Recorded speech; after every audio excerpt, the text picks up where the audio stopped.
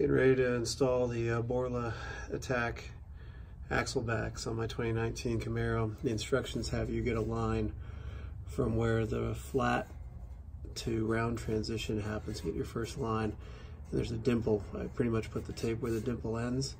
So that's this lip here, and then you're supposed to take it 4 3/8 of an inch back, and that's this mark here. So we're going to cut right along the edge of this tape. Same thing, but on the inside. Again, the dimple. That's what I use as my reference. It's pretty hard to tell the slope. I mean, it looks, this eyeball, and it looks right. The slip fit hopefully has a fair amount of slop in it, so we're going to go ahead and take our chain cutting tool and give it a go. And hopefully we get the measurements right. This is what we have for cutting tools. It's just an OEM chain cutter. These are supposedly supposed to give you a pretty clean cut, and last time I did exhaust with a Sawzall, it was ugly and a lot of filing, so we'll give this a shot. You can see we're a fair amount away into the cut here. Got a pretty good cut going. I saw another YouTube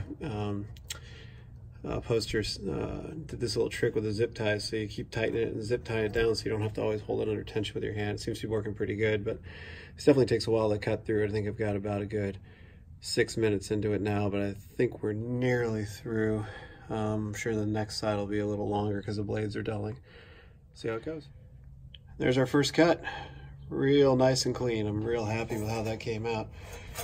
Of course, we've still got to to see if my measurements worked once I get the other cut through, but go ahead and work at the other side, same method. And what I did when I put the cutter on there is I measured it again with a tape measure on the center of these cutters just to make sure it was the right length. So I'm gonna go for the other side. And now we are all the way through on the other side. So the tool worked pretty darn well. I want to say it took about 30 minutes total, 20-30 minutes total to get all the way through.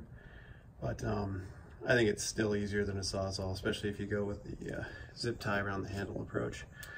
And if you use the painter's tape or whatever kind of tape and use it to kind of run your wheels up against it, it works really well. So yeah, next step is to, I think we gotta unbolt the hangers right here. I'll get something under it to hold it. Unbolt these hangers on either side and then slip it out from these hangers and work on getting the Borla in. So this isn't bad at all. Rear hangers unbolted. There's one. There's the passenger side. Driver's side. It's just two 15mm nuts. Go ahead. We'll get some jack stands under it first. Hold the muffler up, or some kind of box or something, and then go ahead and pull the rear hangers. I don't know if you can see the one up there's one hanging back there, and you should be free. So I'm just gonna get both hands and drop this suitcase out of here. And here's the whole assembly lowered out. Take it off the jack stands and get it out of the way, and move the hangers over to the Borla system. Okay, so we have the Borla axle backs installed. I'm gonna put the hangers back on, slid it on. Make sure you get your clamp on before you put everything on. You're taking it off again. I ended up having to cut about another 1/4 inch off of driver's side. You can see, at least with my particular setup, those hangers, let's see if I can get in there a little closer. Those hangers are real close to the rear fascia. But I don't really want to cut any more off the exhaust, and the exit looks pretty good. I guess I could tuck them in a little more, but I think they look pretty good where they're at. So I'm going to leave it at that. And I guess down the road, if I decide I want them in a little more, I can always cut it down. But unless I feel like welding, I'm not adding it back. So we're going to leave it at that for now. I'm going to go ahead and start tightening the clamps up. So you see this guy's hanging just a little bit lower. So I'm going to have to adjust him a little bit to try to get him as even as possible. So we're going to go ahead and tighten the clamps up to snug and then start it, trying to get these started. I doubt we'll get much better than that. That's the driver's side. I had to push up on the muffler a little, get snugged where I wanted. Here's the passenger side.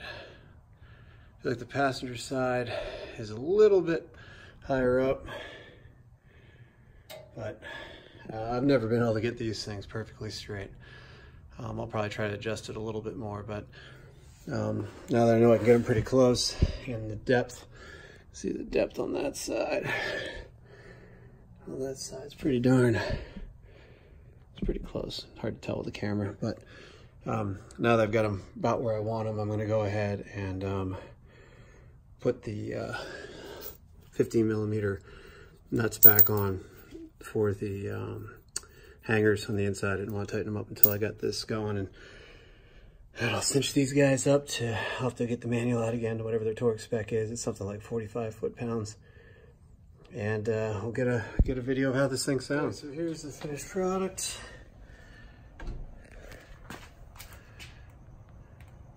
Not too bad, size is slightly higher. Make sure you torque your clamp bolt or your clamp bands down to, I believe it is, where's the other one? There's the other one. Down to 35 foot-pounds. And then your hanger bolts up in here, get those guys at 12 foot-pounds. So we're gonna go ahead and do a cold start on it. See how she sounds.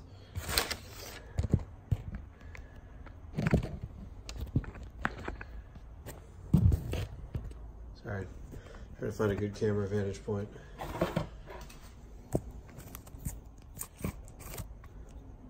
There we go.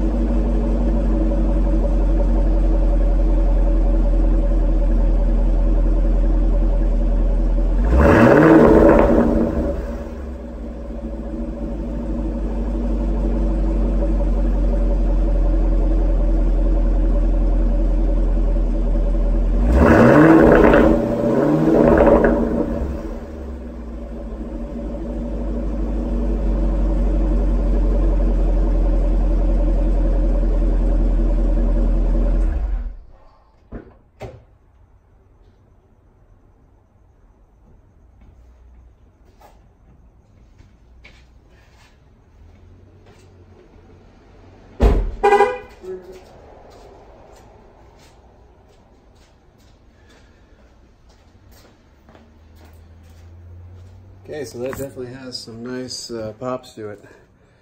Stock exhaust never sounded anything like that, so pretty happy with how it turned out, at least just sitting stationary, and we'll go ahead and drive it for a little bit next coming days and see how it turns out.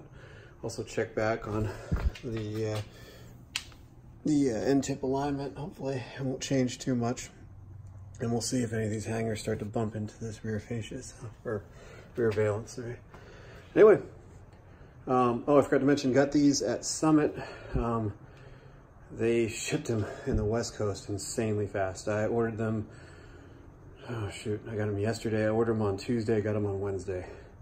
Shipped from Nevada to Arizona, and their price was $708, which is about the cheapest I could find. Free shipping, they don't charge tax, and they actually sometimes have some discounts, so I got another 50 off, so about $660 shipped. Not bad for these. I think a lot of places sell them for about $820. Anyway, yeah, pretty happy with these. They don't seem terribly loud. We'll see how if there is any drones. Supposedly they don't have any, but we'll check that out as time goes by. I ended up cutting about another 1/4 inch off each side. That chain cutter definitely is only good for a couple cuts. Glad I still had a Sawzall laying around because it would have been impossible. It only cut about halfway through. But anyway, I cut it off because I couldn't get them in anymore before. I mentioned that they're sticking out a bit with another 3/4 inch in. I like that look a lot better.